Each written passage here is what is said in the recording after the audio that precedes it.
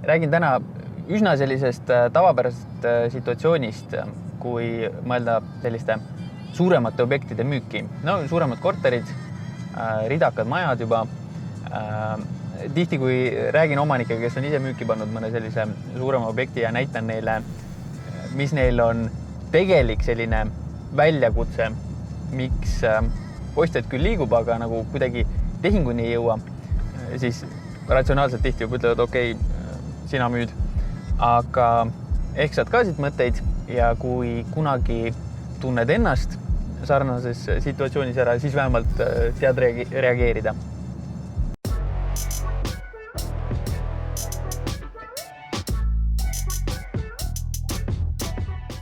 Kui ostjale objekt meeldib, aga ta kohe osta ei saa, no see tähendab, tal on endal vaja ennevalt midagi tõenäoliselt väiksemat müüa, et ta saaks tulla osta. Omanike ehk siis müüjate selline tavapärane reaktsioon või suhtumine on, kes ees see mees, no kes esimesena tehinguni suudab tulla, see saab osta. Mis on ka normaalne niimoodi mõelda. No äkki keegi teine peale nende ostjate saab tulla ja kiiremini osta, minu jaoks probleem lahendatud. Kui ka ei tule, nemad saavad enda finantseerimise korda, võin ka neile müüa. Mina kõrval mõtlen, kurat, see on kõige suurem viga.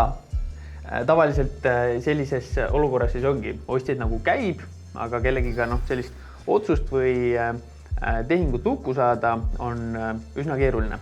Räägingi, kuidas seda situatsiooni ära tunda, mis on riskid ja mis siis vaja teha. Kuidas siis ära tunda, et teil võiks selline väljakutse müügi juures olla? Te müüte suuremat kinnisvara, see on siin selline põhiline. Kas siis suurem korter, 3-4 toaline, sealt üles mingid sellised kallimad, ridakas maja juba, ehk selline suurem kinnisvara ja ta kehtib just nende puhul sellepärast, et siin teil sihtrühm ehk ostjad, kes teil hakkavad käima, nendel suure tõenäosusega enne selle suurema vara ostmist vaja midagi väiksemat müüa. No kas siis väiksem korter, 1-2 toaline, mille nad müüvad, et siis suuremasse edasi liikuda. Kui te ise seda väiksemat müüte 1-2 toalist, siis teil niikuinii ostjad oma finantseering kogutud, võtavad pangast laenu juurde, teil ei tule kogu see jutt probleemiks või siis selliseks väljakutseks. Aga jah, suuremate objektide puhul panete müüki, ostjad hakkavad käima, nendega suhtlete, siis näete, et tihti ütlevad vaja endal kõigepealt väiksem kodu müüa. Vahest see müük on eelnevalt juba tehtud. Nad on enda oma müüdud juba saanud, neil on oma finantseering olemas, et tulla teie oma osta. No siis super, saate ka selles sihtrühmas kiiresti tehinguni minna. Aga tihti sellised suuremad objektid käiakse, unistatakse, siis vaatavad, et ostaks küll, tuleb vaja müüki panna. Majade puhul see on täiesti tavaline. Käiaksegi, unistatakse, vaadatakse enne, kui enda oma üldse mõeldakse müüki panna. Ja siis, kui tuleb see õige, siis läheb rabistamiseks, nüüd läheb kiireks. Vahest ostjad siin isegi ütle, et nad ostaksid küll teie oma, kui nad ainult kiiresti saaks müüdud. Mis veel on oluline, teil on aega müüa. Erandiks siin on need juhud, kus teil on endal juba, uusarenduses broneeritud, teil on 2-3 kuud kindel tähtaeg, kus teil peab olema enda oma müüdud, et saaksite enda uue ostu finantseerida. Sellisel juhul teil on juba hoopis teised väljakutsed, et kuidas piisavalt suur trafik genereerida, et need ostjad üldse välja jätta, kellel eelnevalt on vaja müüa ja leida see ostja, kes kiiresti on võimeline tehinguni minna, et saaksite siis kiiresti müüa. Aga kui teil on rahulikult aega müüa, siis see on ideaalne ostja. Ja te tahate hea hinna kätte saada, see on lihtsalt eelduseks. Siis te ise mõtlete ka, et millise ostjaga, kuidas kõige parem oleks, olete valmis ka ise natukene endal ka selline hasart veidi. Mina, ma ei tea, ma odavalt ei oskagi müüa, ma alati mõtlen objekt, kalkuul käib selle järgi, mis siin oleks parim võimalik hind kätte saada.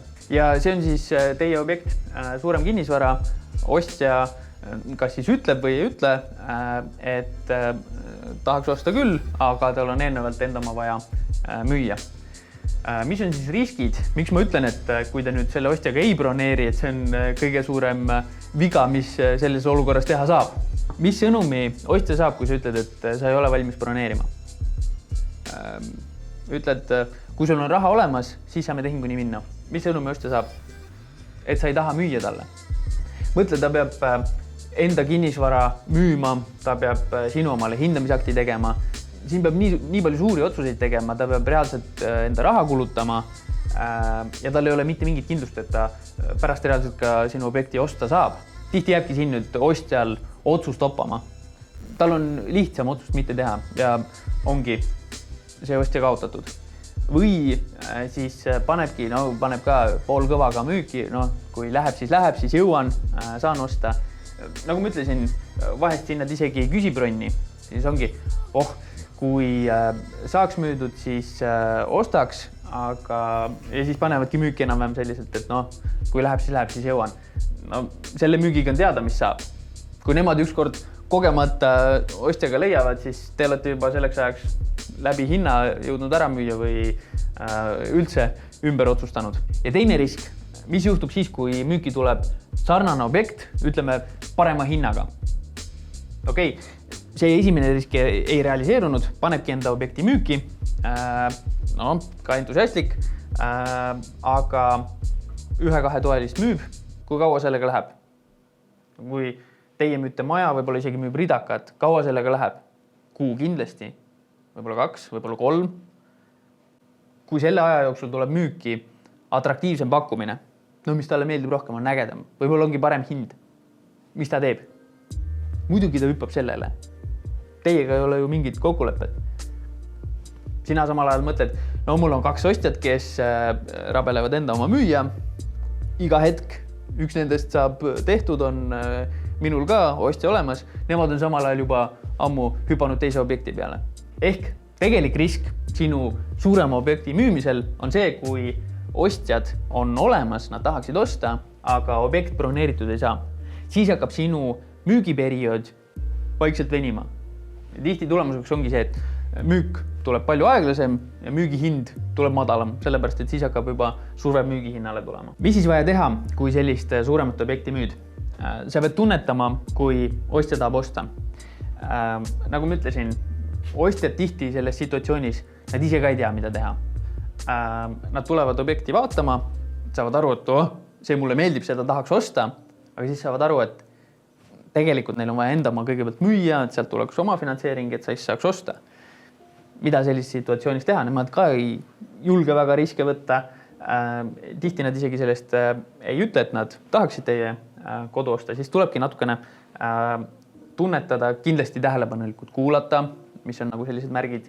Võib-olla ise küsimusi küsida, et mõista, milline ostja on see, kes tegelikult ta oleks valmis teie kodu broneerima, ta oleks valmis ostma. Üks küsimus ostjatele näitamise lõpus. Georg, muide, millist mööblit sa tahaksid, et siia sisse jääks?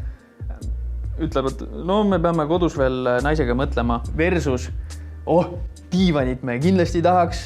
Voodi on meil endal olemas, et see ei ole nii oluline, kui te peaksite välja viima. Aga pesumasin võiks küll jääda. Meil on palju suurem, et me vaatasime, et see siia ei mahuks. Nad on juba kodus ära otsustanud, et nad tahavad seda objekti. Teiseks, sa pead kontrollima, mis on see objekt, mis tal endal on vaja müüa. Siit edasi, reaalsuses tegelikult sul on maaklerit vaja. Kui päris aus olla. Sa pead mõistma esiteks, mis on ta finantseerimine. Sa pead suutma sellest avatult rääkida. Kui tal ongi enda objekt vaja müüa, mis on see objekt, mis on seal realistlik müügihind, mis hinda nad ise tahaksid kätte saada, mis hinnaga nad müüki tahaksid panna ja siis selle põhjal, mis seal realistlik müügiperiood võiks olla, et teada, mis pikkusega broneering leppida.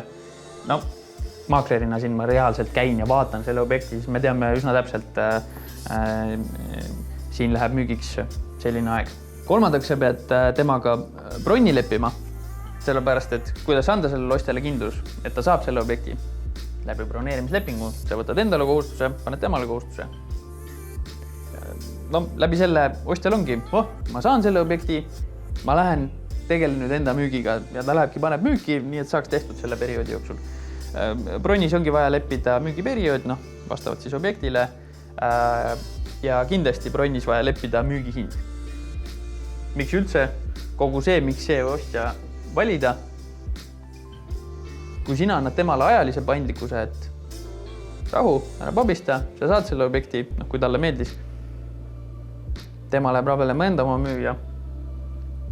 Sellisel juhul allahindlusest juttu ei tule. Sa saad bronni kohe esialgse hinnaga. Tänu sellele sa saad üldse enda suurema objekti esialgse hinnaga müüdud. Ja sul on ju siin ostja olemas, kes tahab.